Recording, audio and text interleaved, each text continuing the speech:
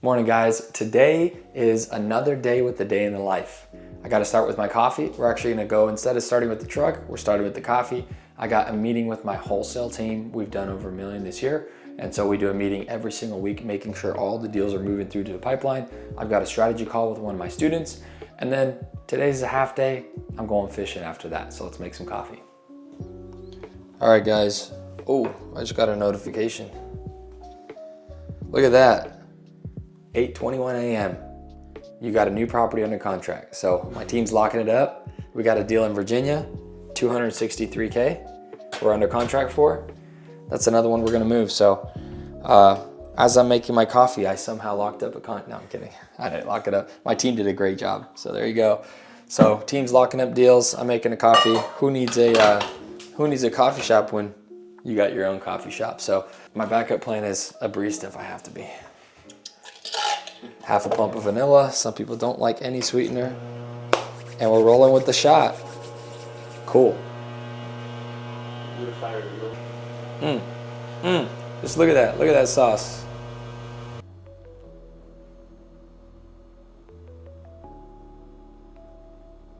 Wow.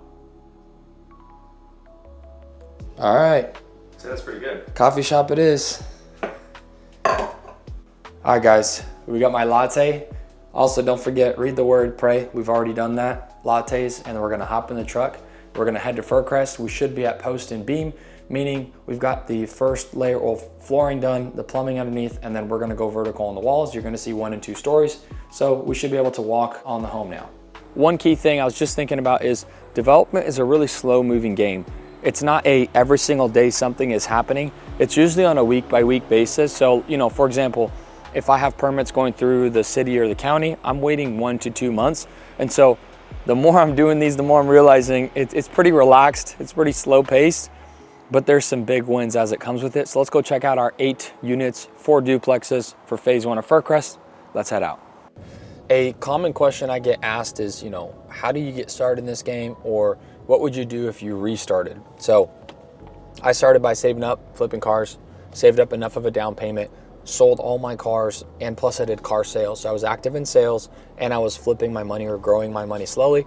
Go flip couches, flip phones, whatever you need to do, or if you're good at trading stocks, trade stocks, but learn how to make active income sales, selling cars, and then start stacking up the capital.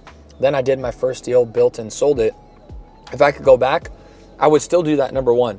But during that process, as I'm building and selling this house, I'm not a builder, I hired a builder, I worked with a wholesaler, I would also become really, really, really good at finding off-market deals, bundling them up, meaning understanding how to find these deals, underwrite them, make sure they're buildable lots, putting together pro formas of what's the potential profit on this deal, and then working and building connection with tons of different builders and developers in the area and investors and sell the deals to them. So the reason I would do that is I no longer have to wait 6 months to make 50, 100, 150, 200, 250K.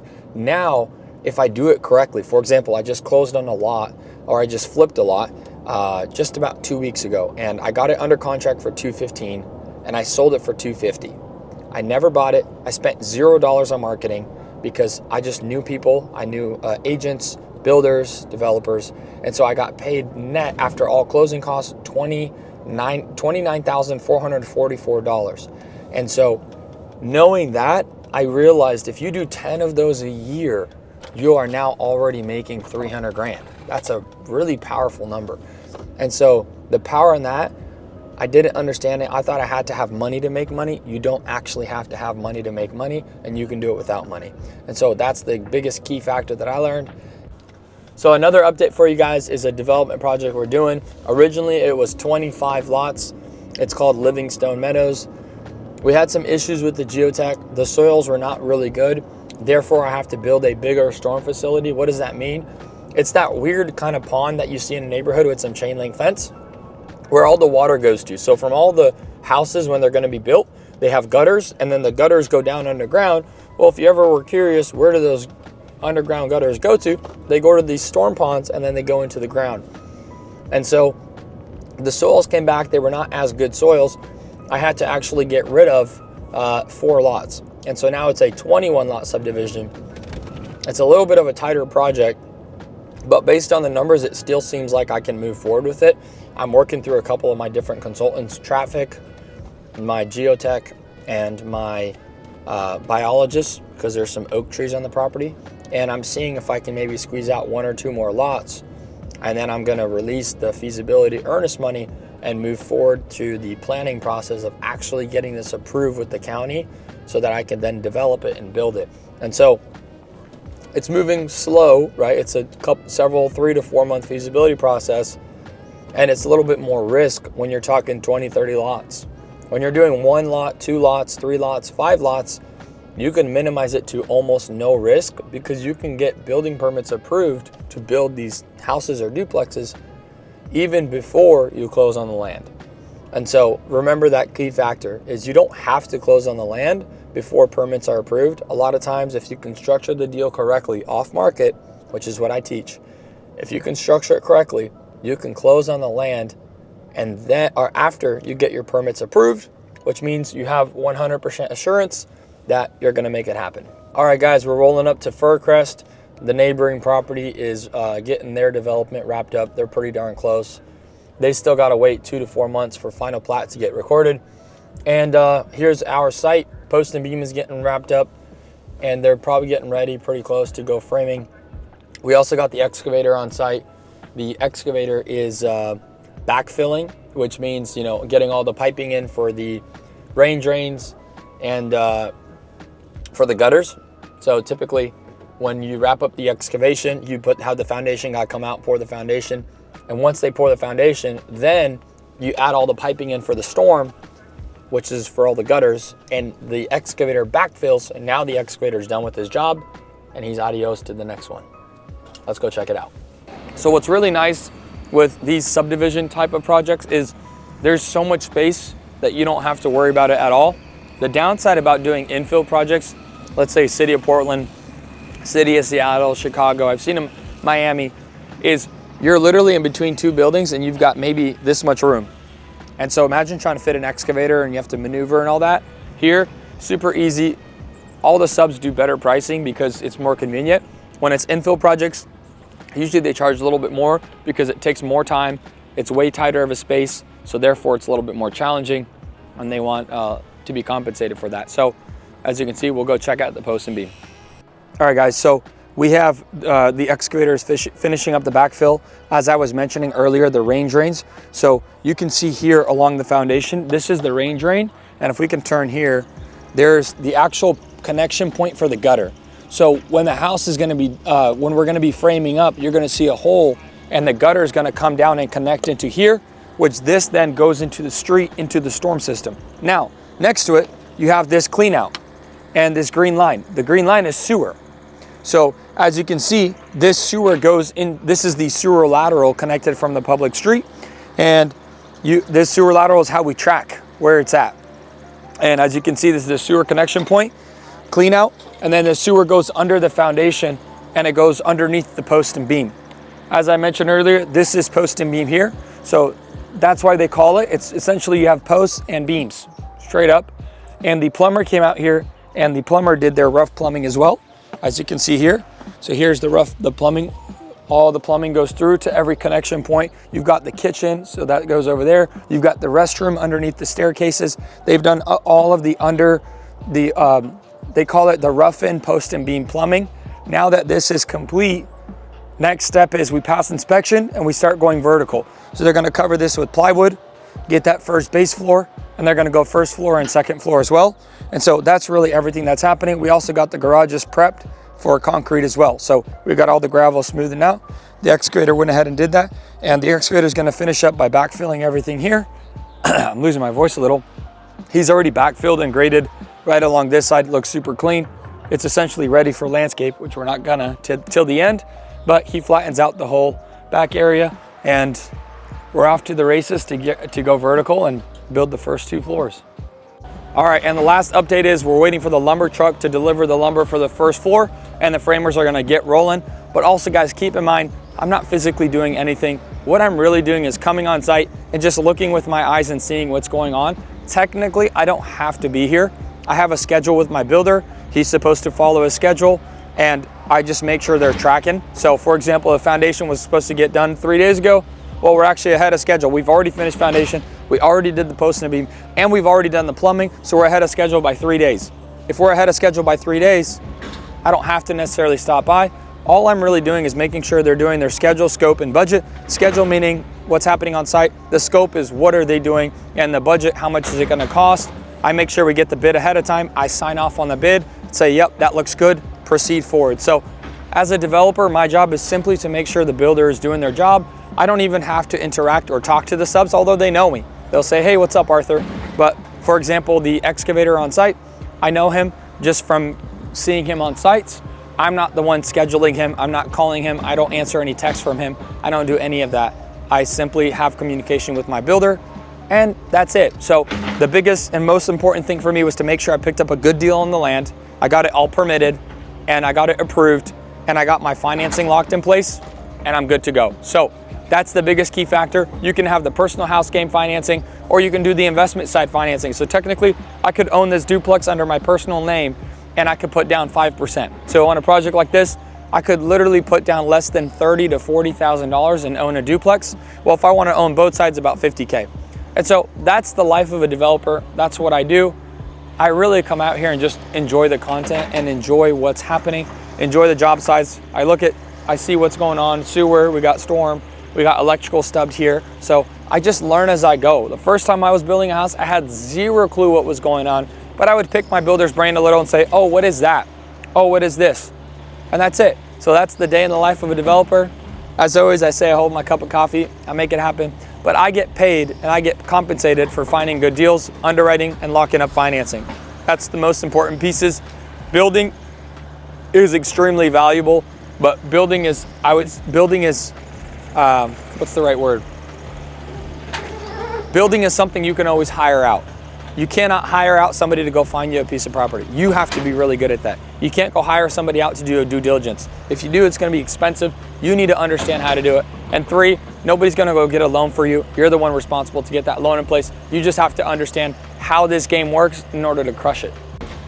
And also, today I don't got my son with me because he was sleeping, so I let him sleep in and I came out here. So, my work day, I like to start between 8 and 9 o'clock. I'm not a big guy of the 5 a.m. stuff. I'd rather start late. I don't want to say late, but I'd rather start at between 8 and 9. These guys are working from 6 to 7 o'clock and they're hitting the ground running. Most property owners are not going to pick up the phone at 6 a.m. Oh, all right, guys. So we're almost close to 10. I got to head out to the office. I'm going to have my team wholesale meeting. This is where I meet with both the acquisition side and the disposition side and my transaction coordination all together. We have a 1-hour powwow, just going through all the deals that we have, our closings, make sure if there's any issues. I'm there to simply solve problems and move things along. So we're going to head to the office. Let's go back to the truck. Let's have our dispo meeting. Hey guys, so I noticed at Fircrest the trees don't get enough water because we don't have the system from the homes connected yet. Once the homes are built, they're gonna water the public trees. And so I'm reaching out to my landscaper to see if we can maybe get some water bags or something.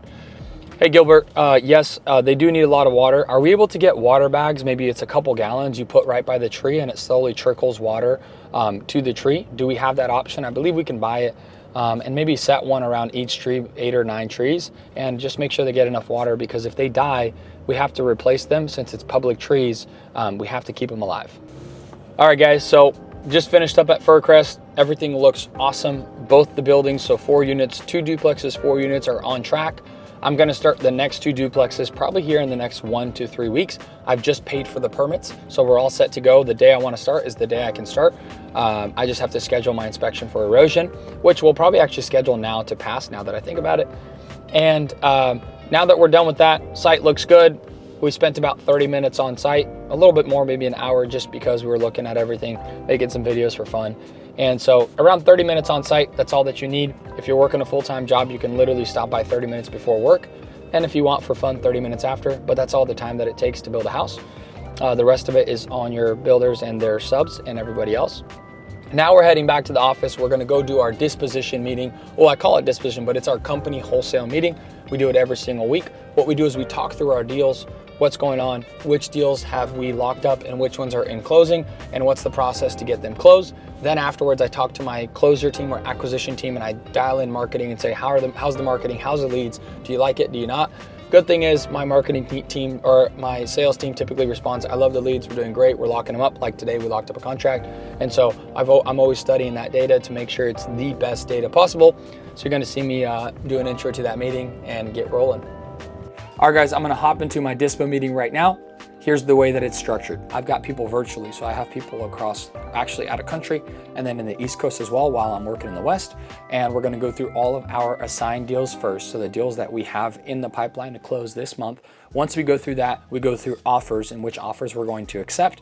And then we go through our marketing properties and we look at every single property to see if it has interest. If it doesn't have interest, do we need to reduce the price or do we need to cancel a contract? So that's what we do every single month to make sure we're moving the needle on the company. We're moving forward and just to see the team, say what's up and have a little bit of fun at the same time. Let's get rolling.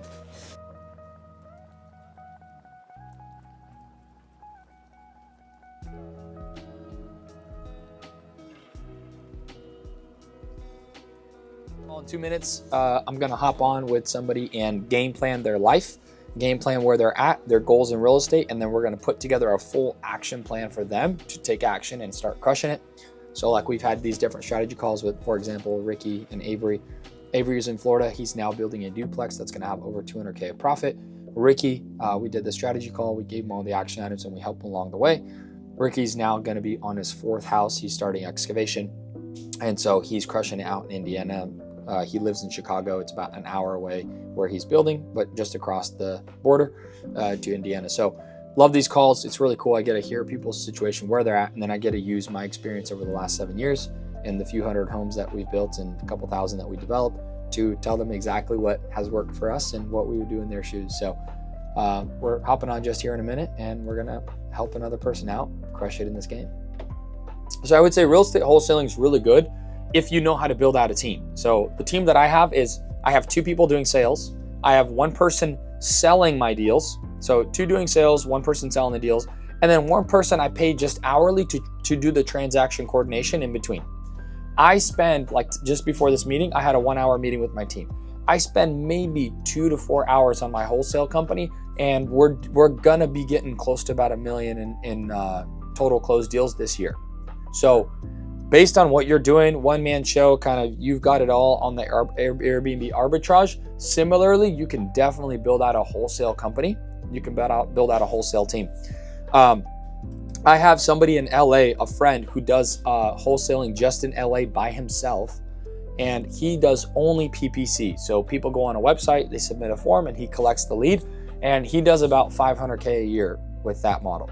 And so if you're looking at maybe running an active business, I would say wholesaling is definitely a good strategy. Or number 2, based on what you're doing on Airbnb arbitrage, to be quite honest with you, you can definitely scale a product where you teach people how to do this and take a fee. So if you're doing an Airbnb, if you're doing a wholesale deal for 10 grand or 20 grand, and you're gonna spend on the 10 grand, 3 grand in marketing, you're gonna net 7, okay? You could easily teach somebody for 10,000 what you're doing, but only teach people outside of your city. So I just did a game plan call with one of my students on, he's in our education platform and he's not in our mentorship, just our education. And I do a 15-minute strategy session to make sure I set him up for success. So I told him to find the deals, here's what I do. To find the builder, here's what I do. Connect with the lender, and then look at potentially other markets and areas. And if he wants to get on the mentorship, we'll get together every single week and do game plans literally every week. Thanks so much for watching. If you got value from this, like, share, and hit that subscribe button. We're constantly dropping weekly value on real estate development, building, and wholesaling. If you're tired of maybe just watching and you're ready to take action, click that link below. You'll connect with my team. We're gonna qualify you and make sure you're a good fit to start crushing it. Similar to my student Ricky, who is in Illinois right now, building 4 houses, creating over 450K of profit. Excited to connect with you? Hit that link below.